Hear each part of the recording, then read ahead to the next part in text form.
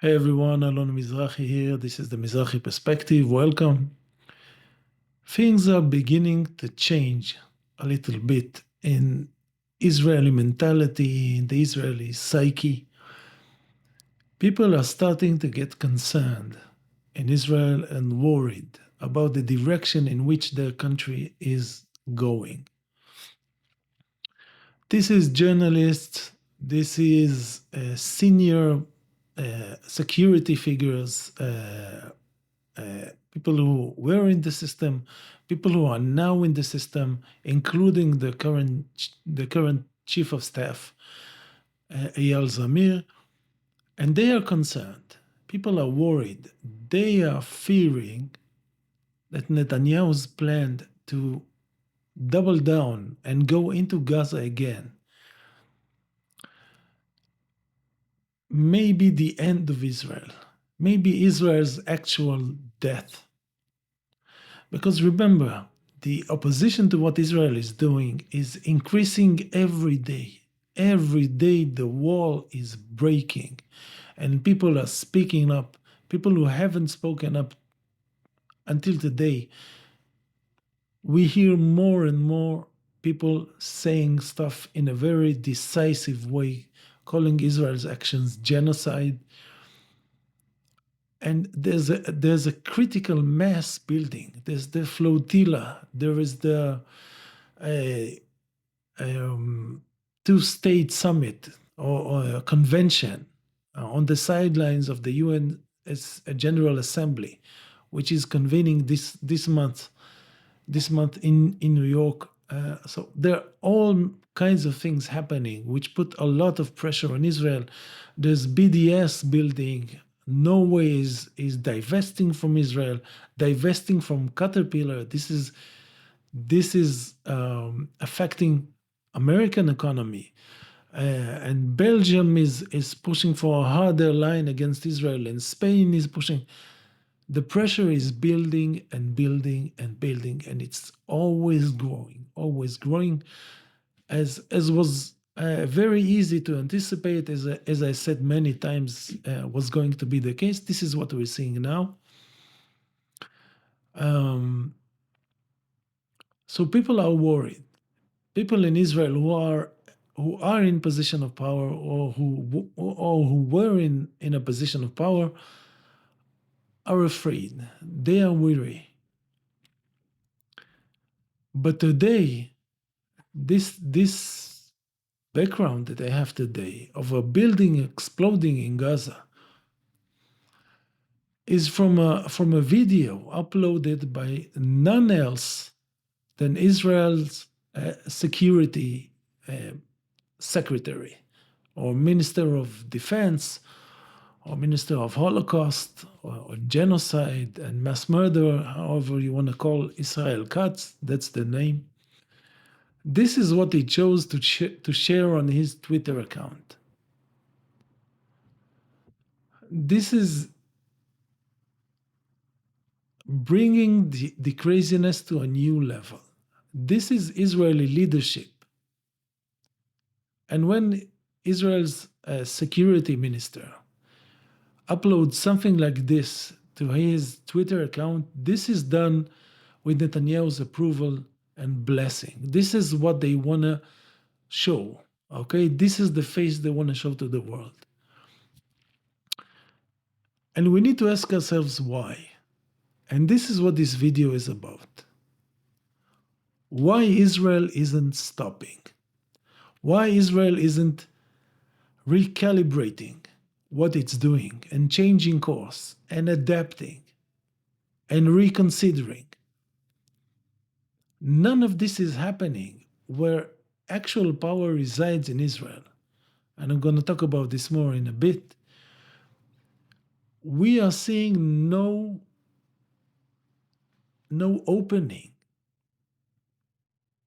no willingness to stop a minute and think, wait a minute, where is all of this going? Where are we going? What's happening? Where are we leading ourselves? So why isn't Israel stopping? This is what I want to talk about today. This is not only about Israel, and this is not only about now. This is about Zionism. This is about the colonial mindset. So this is going to get interesting. I'm going to start with what Israel is doing. I'm going to start with the reality, the political and military reality, and I'm going to move from there to a more philosophical view of the colonial mindset and the Zionist mindset. So why isn't Israel stopping? The first thing we have to acknowledge, the first thing we have to say about this is that Israel has no achievement to show. After 2 years of everything we have seen, after sacrificing tens of thousands of young Israeli men and women, those who died, those who have been severely injured, those who have severe PTSD, and their friends and families, the economic damage, the diplomatic damage, the social damage, the security damage. After 2 years of all of this, Israel has no achievement to show. So this lack of achievement is the first motivation to keep on going and try to achieve an accomplishment, to show something to show for all this loss and pain and fear and destruction. They have nothing to show for it. If this was a story, this is a story without a climax. Okay, without a peak, an emotional peak that would allow a sense of resolution. This is how a narrative works. This is the Aristotelian rule of narrative. You have to have this introduction. I'm simplifying it. There's introduction, there's complication, there's resolution or catharsis, climax and resolution. And Israel doesn't have that. And if this sounds a little bit almost sexual, it's not a coincidence. You can see that a lot of what guides the Israeli logic, the Israeli language, the obsession of Israeli soldiers with the dresses and gowns of Palestinian women, a depraved sense of sexuality permeates everything Israel is doing. This is almost an act of collective rape. They want to subjugate, and this is why they always talk about the Palestinians need to surrender. They need to surrender. What is this crazy talk? I'm not going to expand a lot of this. You get this. This is part of the Israeli psychology, of the wider colonial psychology.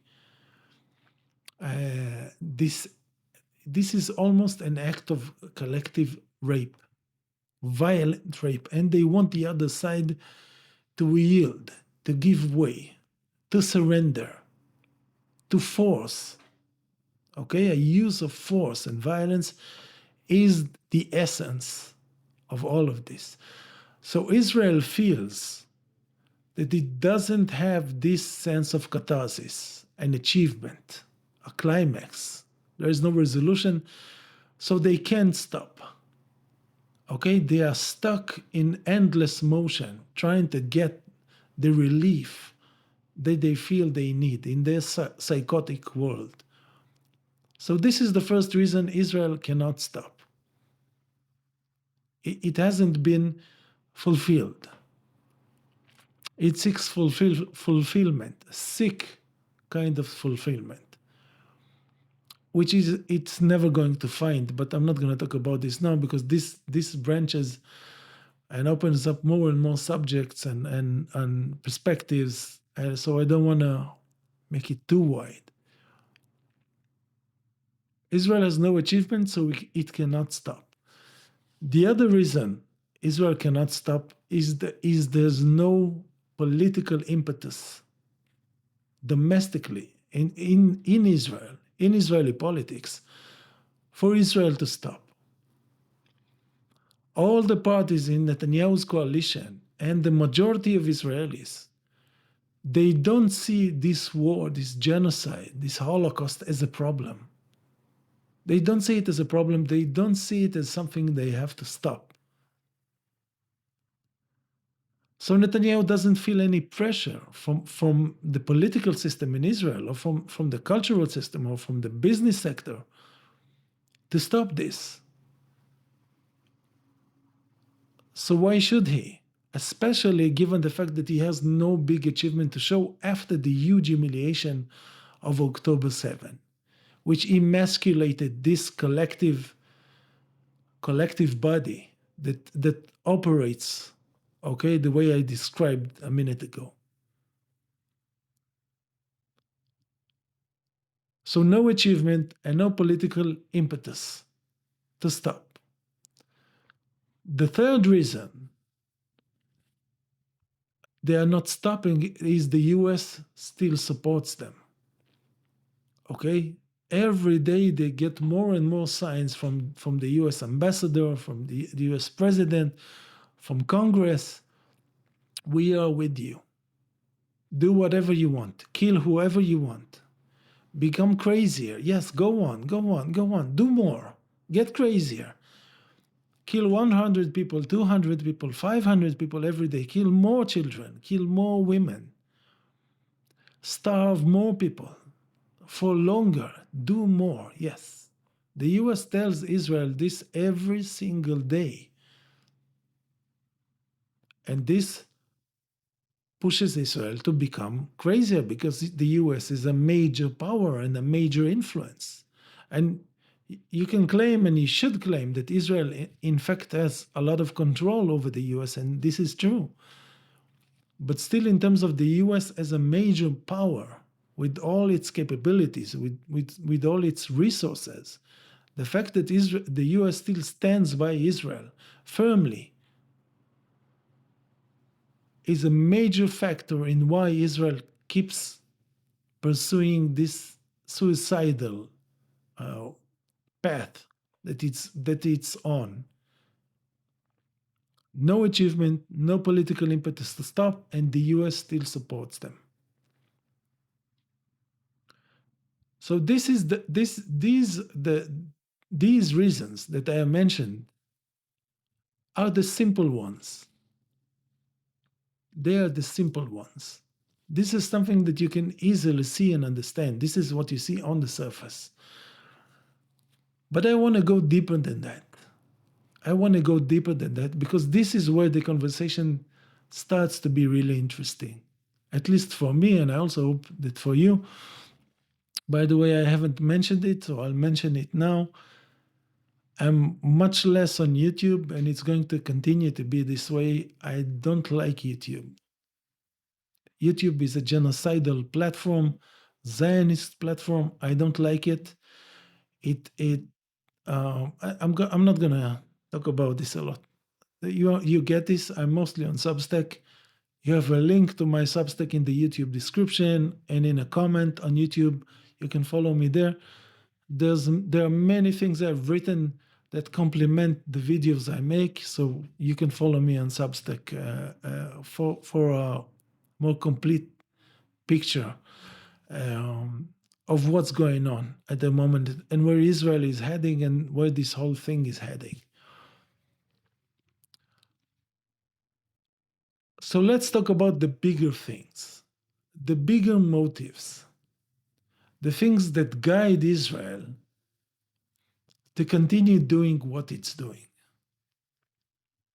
And I'm going to start this section with a question.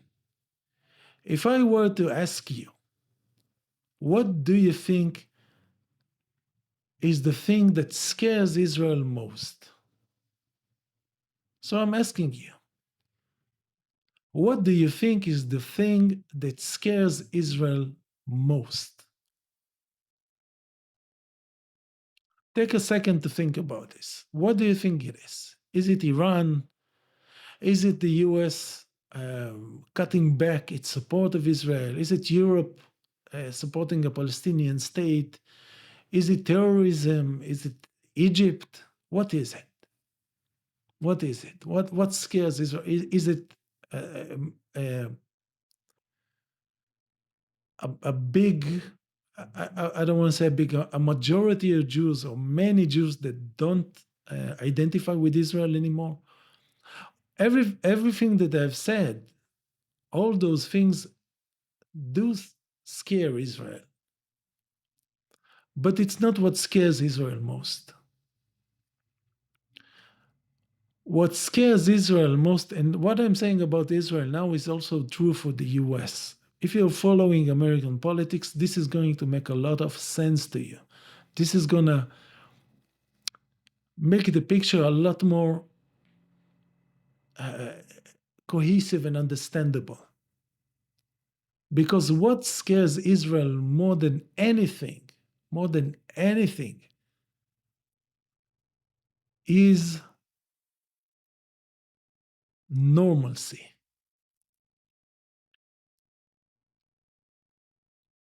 Normalcy. The thought of an Israeli state or a Jewish state that exists in relative calm and peace and normalcy is Zionism's biggest nightmare. It is Zionism's biggest nightmare. This is what they fear most. They cannot even allow themselves to imagine something like this. They cannot imagine normalcy. Normalcy threatens their core, the core of their existence, the core of who they are. They cannot allow themselves to be normal or for Israel to act normal and be normal and talk normal and think normal. So if you were asking yourselves, what is the principal reason? What is the strong psychological is not the right word, but I'm going to use it now, for now.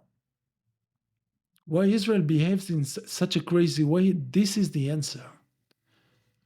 Because the thought of being normal scares Israel more than any war, more than any sanction, more than any enemy, more than any destruction of any relationship. And why is that? Why is that? I mean, if you think about what Israel is doing, Israel has not only murdered potentially 200,000 or 300,000 people, and I think those are the real numbers. It can get to 500,000. Now, if this continues another 6 months, it can get to 1,000,000. And Israel wants to do this, and the US will allow it to do this. Israel has no problem killing millions of Palestinians. No problem, no problem, no problem at all. No problem. But the killing is not even the main thing that Israel has been doing.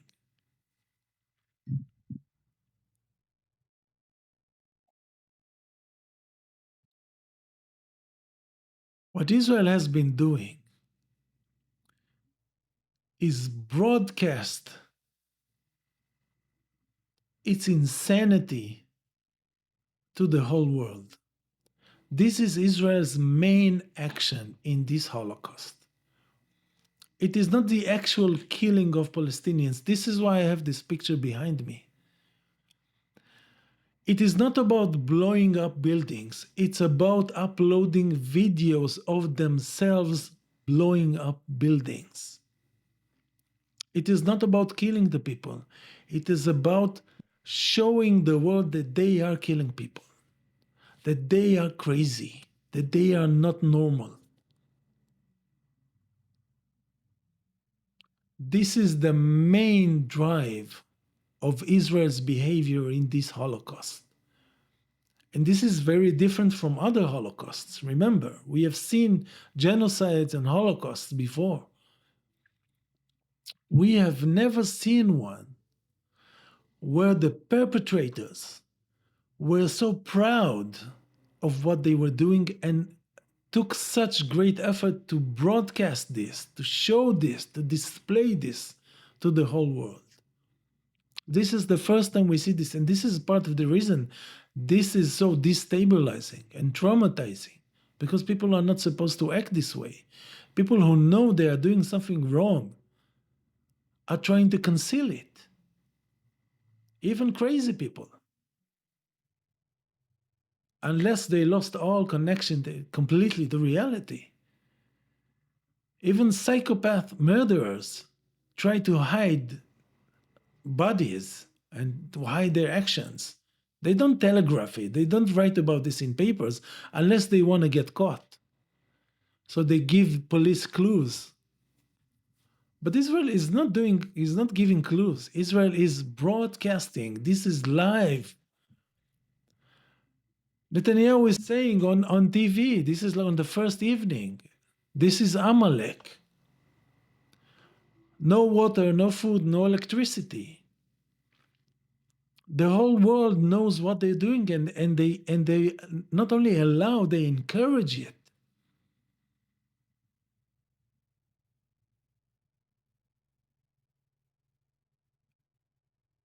Which means, as shocking as this may sound,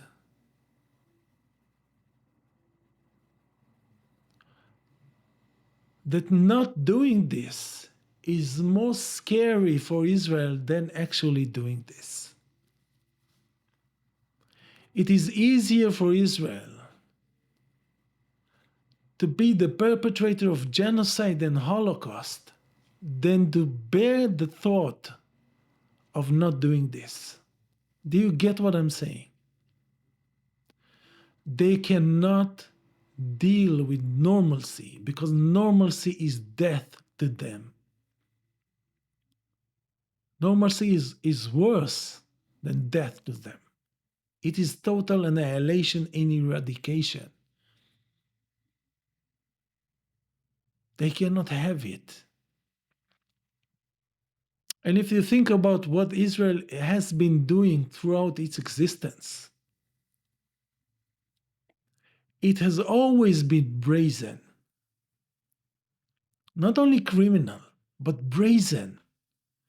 It has always been obsessed with espionage and infiltration. This is not normal. This is not normal.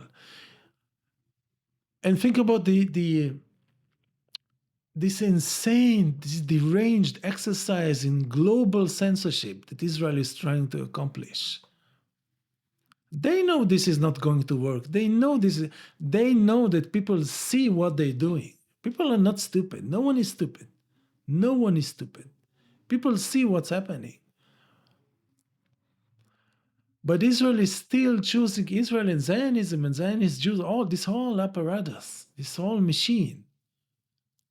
They choose to act in such a crazy way openly.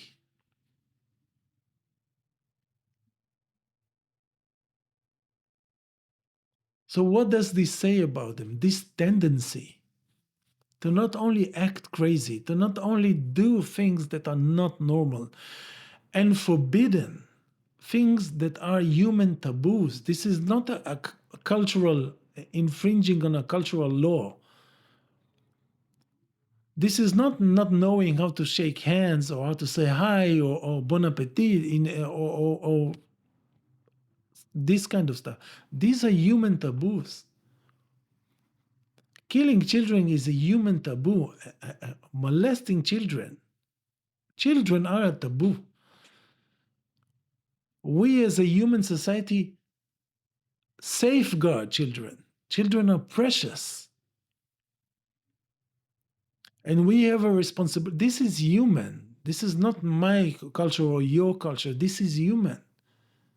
Every child is our responsibility. If we see a child in danger, we rush to save them.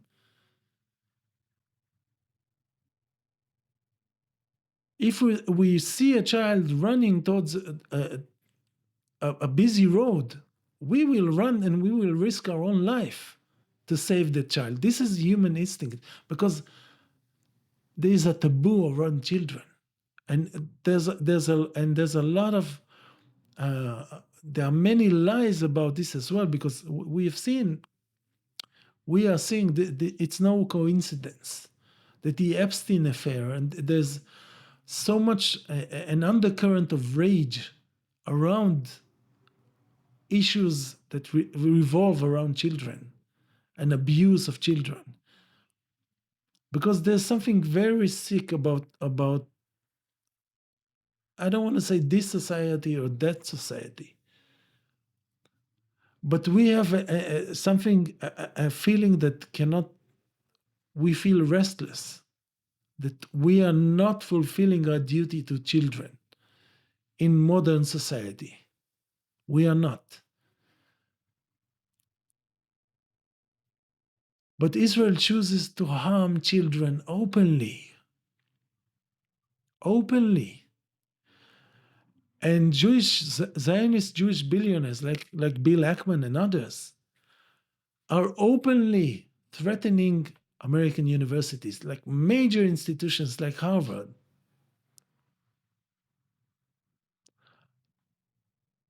So, what is behind all this? What is behind all this? What is causing all of this? Why does Israel have to be not normal to be able to bear life? Why does Israel have to act crazy in such an open way, such an open manner, to be able to sustain life?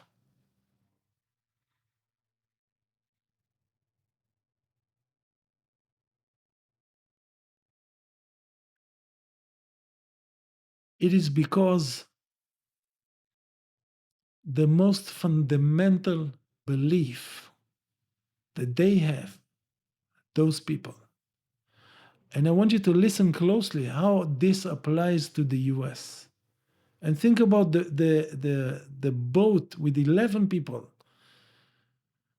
This sadistic video that they shared, by the way, senior American officials, just like Israel Katz from Israel, he shared this exploding building and they shared the exploding boat in the same week.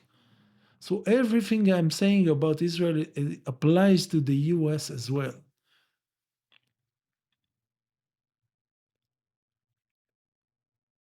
What drives this insanity, this open insanity, this commitment to derangement, this is not a slippage.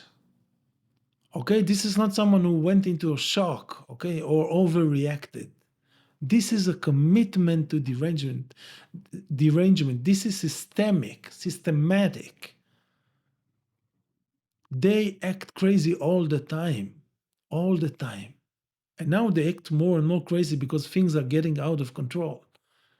Okay, this is like an addiction or a bad habit that at the stage where you no longer have control. This is where Israel is at. But the main driver behind all of this is a sick, very sick belief in exceptionalism. Exceptionalism is the root cause of all of this. Because they believe they are exceptional and they are not like other people, and they are especially not like Arabs or Palestinians, the most moral army, okay, exceptional, always exceptional. The US, exactly the same. They have to feed this sense of exceptionalism. Now, how do you feed a sense of exceptionalism?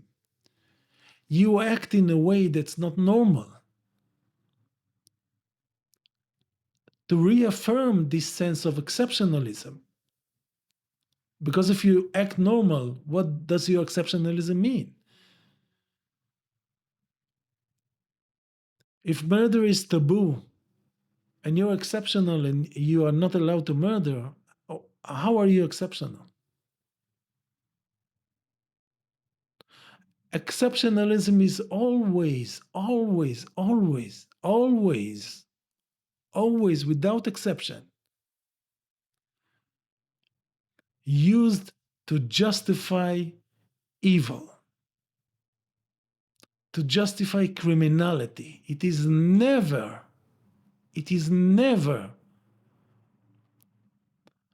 the reason for doing something good. It is always for evil. It is always for bad things. It is always why you're allowed to do stuff that other people are not allowed to do. And this is the explanation. This is the explanation.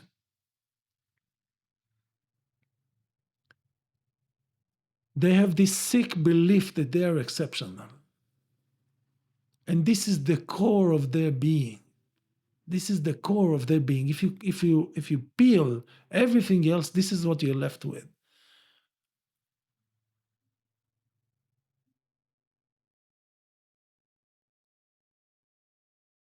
So exercising this exceptionalism in reality leads to what we're seeing.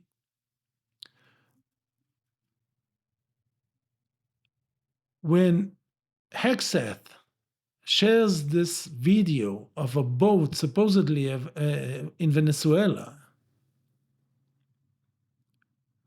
exploding with 11 people, or when Israel Katz is sharing this video of a building exploding in Gaza, they are not showing off that they have explosives and they have bombs. Everybody has bombs and explosives. What they are trying to establish is, look what we're allowed to do, and you're not, because we are exceptional. And normal rules of morality don't apply to us. This is why Israel and Israelis are behaving this way. This is to show to the world and to themselves that they are not like the rest of humanity, that they are different and exceptional. This is why they can't stand the idea of normalcy. And they will never allow it to exist as far as they are concerned. They are going to make reality always crazy, chaotic, scary. This is where they thrive.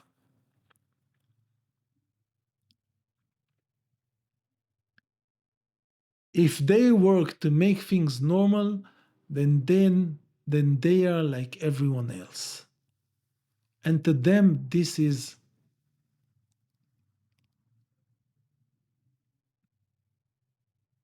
means their existence has no meaning. Without exceptionalism, they don't know who they are.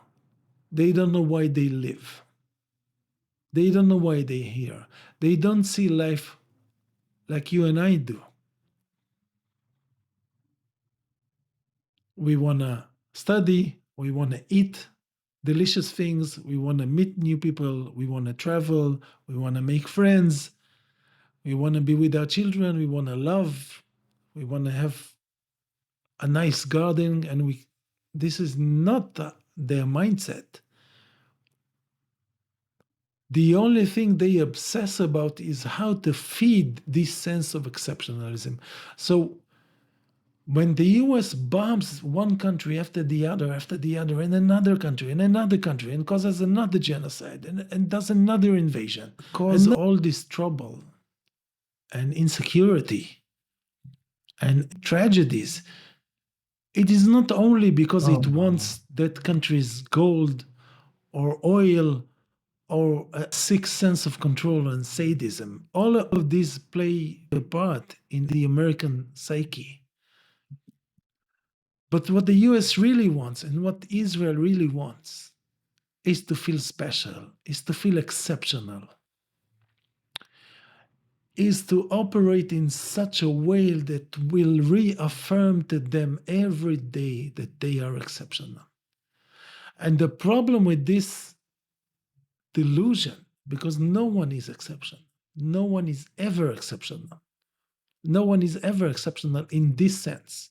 You can be a great singer, you can be a great athlete, you can be a great carpenter, okay?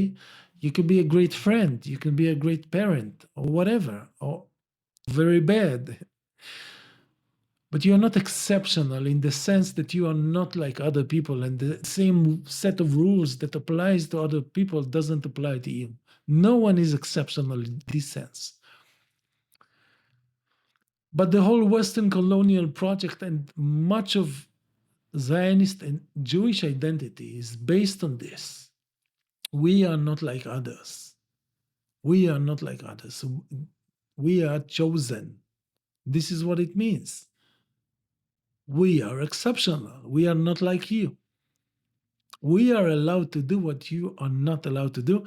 And as I said before, exceptionalism is never for good, it is always for evil.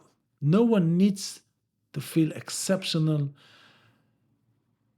to do a special act of grace. You need to feel the contrary. You need to feel humility. Humility is the opposite of exceptionalism. It's the exact opposite. And what's so dangerous about this mindset is that it takes over everything that you do and everything that you feel and think, and it becomes the center of your identity. And what I mean by that, when you are guided by a sense of exceptionalism, everything bad that happens to you reaffirms your exceptionalism. And everything good that happens to you reaffirms your exceptionalism. So October 7 didn't teach Israel anything about you shouldn't occupy people, you shouldn't brutalize people. This apartheid system has no future. We have to change it. What October 7 did was tell Israel, see how exceptional you are. See how exceptional you are. This is what all the Israelis said, what all Israeli commentators said. Something like this happening to us tells us how unlike everybody else we are. And so we need to act in a way that will reaffirm this. And all the religious commentators said exactly that. We forgot we are not like anyone else, and God reminded us. God reminded us. Same thing with other events in history. Okay, I don't want to call them names, but we know this idea of Jewish history and American history. It's exactly the same. Manifest destiny and all this shit. What does it mean? It means we are not like everyone else. We are exceptional. And because we are exceptional, we are allowed to butcher people. And because we are exceptional, when someone does something bad to us, it is not because we did something bad to them. It is because we are exceptional. And this is the universe's way or God's way to remind us of our exceptionalism. And so, while there are many elements to why Israel won't stop, political considerations, this drive to have catharsis, to have resolution, to have an achievement, to have the Palestinians surrender and accept the superiority or subjugation of Israel and Jews or Zionism or the West or who knows who else. And while there's no political impetus for Israel to change course, And while Israel and the Israeli system, the logic of the system, thrives in an atmosphere of fear and chaos because it allows this kind of deluded conversation that they love so much to have. What really feeds all of this is a sick, truly sick need to be exceptional and to always do things that will strengthen and reaffirm this sense of exceptionalism. And because life is basically normal and the same rules apply to everyone, okay? If we jump from 10 meters, we'll break something or die. We will all die. The basic facts of life are the same for everyone. But because this is the nature of life, the struggle to be exceptional is endless. Because reality tries to tell you this applies to you too. You did something bad, now people will do something bad to you. You neglected something and it broke. Every part of life speaks to you in normal terms, not in exceptional terms. So they have to always be more and more crazy. They always have to work to be exceptional. And this sickness of exceptionalism has reached such a ripe stage now that it is taking control so massively. Nothing, they can't even wear a mask anymore. It has to be out. It has to be out. This is why they don't even pretend to be normal. They don't even pretend to be normal. They don't even pretend to be normal. This is why Israel can't stop, and this is why Israel won't stop until it's destroyed. Because the fear of normalcy to Israel is worse than actual destruction. Thank you for watching this, and see you in the next Mizrahi Perspective video, and come visit my Substack. Thank you.